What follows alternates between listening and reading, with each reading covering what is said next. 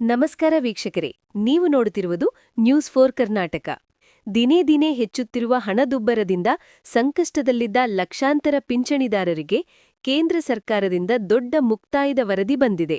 ಉದ್ಯೋಗಿಗಳ ಭವಿಷ್ಯ ನಿಧಿ ಸಂಸ್ಥೆ ಅಂದರೆ ಇಪಿಎಫ್ಒ ತನ್ನ ನೌಕರರ ಪಿಂಚಣಿ ಯೋಜನೆ ಇಪಿಎಸ್ ಅಡಿಯಲ್ಲಿ ಕನಿಷ್ಠ ಮಾಸಿಕ ಪಿಂಚಣಿಯನ್ನು 1,000 ರೂಪಾಯಿಯಿಂದ ನೇರವಾಗಿ 7,500 ರೂಪಾಯಿವರೆಗೆ ಹೆಚ್ಚಿಸುವ ಮಹತ್ವದ ಪ್ರಸ್ತಾವನೆಯನ್ನು ಪರಿಶೀಲಿಸುತ್ತಿದೆ. ಇದು ಜಾರಿಗೆ ಬಂದರೆ ಪಿಂಚಣಿದಾರರ ಜೀವನ ಮಟ್ಟದಲ್ಲಿ ಹಲವು ವರ್ಷಗಳಿಂದ ಕಾಯುತ್ತಿದ್ದ ದೊಡ್ಡ ಬದಲಾವಣೆ ಸಂಭವಿಸಲಿದೆ. ಇತ್ತೀಚೆಗೆ ನಡೆದ ಕೇಂದ್ರ ಟ್ರಸ್ಟಿಗಳ ಮಂಡಳಿ ಸಭೆಯಲ್ಲಿ ಈ ಬಗ್ಗೆ ವ್ಯಾಪಕವಾಗಿ ಚರ್ಚೆ ನಡೆಯಿತು.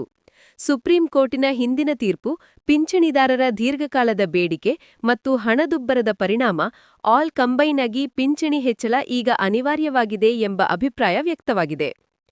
ಸೇವಾವಧಿಗೆ ಅನುಗುಣವಾಗಿ ಪ್ರಸ್ತಾಪಿಸಿರುವ ಹೊಸ ಪಿಂಚಣಿ ವಿವರಗಳು ಹೀಗಿವೆ. 1. 20 ವರ್ಷಗಳ ಸೇವೆ, ಪ್ರತಿ ತಿಂಗಳು 7,500 ರೂಪಾಯಿ. 2. 25 ವರ್ಷಗಳ ಸೇವೆ, ಪ್ರತಿ ತಿಂಗಳು 10,500 ರೂಪಾಯಿ. 3. 30 ವರ್ಷಗಳ ಸೇವೆ, ಪ್ರತಿ ತಿಂಗಳು 12,500 ರೂಪಾಯಿ. 4.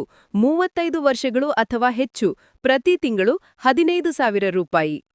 ಈ ಪಿಂಚಣಿ ಹೆಚ್ಚಳಕ್ಕೆ ಇಪಿಎಫ್ಒ ಮೀಸಲು ನಿಧಿಯ ಜೊತೆಗೆ ಕೇಂದ್ರ ಸರ್ಕಾರ ಸಹಭಾಗಿಯಾಗುವ ಯೋಜನೆ ಇದೆ.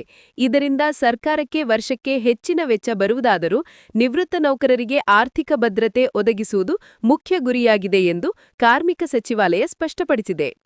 ಸೇವಾವಧಿಯನ್ನು ಪೂರ್ಣಗೊಳಿಸಿರುವ ಎಲ್ಲ ಇಪಿಎಸ್ ಸದಸ್ಯರು ಈ ಪರಿಷ್ಕೃತ ಪಿಂಚಣಿಗೆ ಅರ್ಹರಾಗಲಿದ್ದಾರೆ. ಈ ಪ್ರಸ್ತಾವನೆಗೆ ಅಂತಿಮ ಅನುಮೋದನೆ ಸಿಕ್ಕ ಕ್ಷಣದಿಂದಲೇ ದೇಶದಾದ್ಯಂತ ಲಕ್ಷಾಂತರ ಪಿಂಚಣಿದಾರರಿಗೆ ಇದು ಮಹತ್ತರವಾದ ಆರ್ಥಿಕ ನೆಮ್ಮದಿ ತರಲಿರುವುದು ಖಚಿತ. ವೀಕ್ಷಕರೇ, ಈ ಮಾಹಿತಿ ನಿಮಗೆ ಉಪಯುಕ್ತವಾಗಿದೆ ಎಂದು ಅನಿಸಿದರೆ ವಿಡಿಯೋಗೆ ಲೈಕ್ ಮಾಡಿ ಮತ್ತು ಮತ್ತಷ್ಟು ಸರಕಾರಿ ಹಾಗೂ ಆರ್ಥಿಕ ಮಾಹಿತಿಗಳಿಗಾಗಿ ನ್ಯೂಸ್ ಫೋರ್ ಕರ್ನಾಟಕ ಚಾನೆಲ್ ಅನ್ನು ಸಬ್ಸ್ಕ್ರೈಬ್ ಮಾಡಿ.